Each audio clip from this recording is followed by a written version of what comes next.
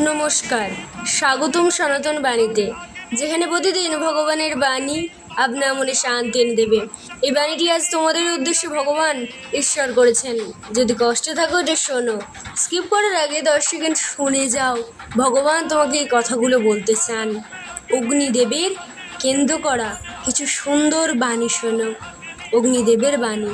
অগ্নি হলো মনকে শুদ্ধ করে, জীবনকে পবিত্রতার পথে নিয়ে যায়। যেখানে অগ্নি জ্বলে সেখানে অন্ধকার টিকে থাকতে পারে না। অগ্নি হলো ত্যাগ, শক্তি ও শুদ্ধতার প্রতীক। অগ্নির মতোই জীবনকে জ্বলে উঠে সত্যের পথে এগোতে হয়। অগ্নি সব অপবিত্রতা ভস্ম করে নতুন শুরু করে।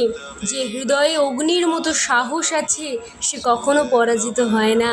নিজেকে আগুনের মতো করতে শেখো।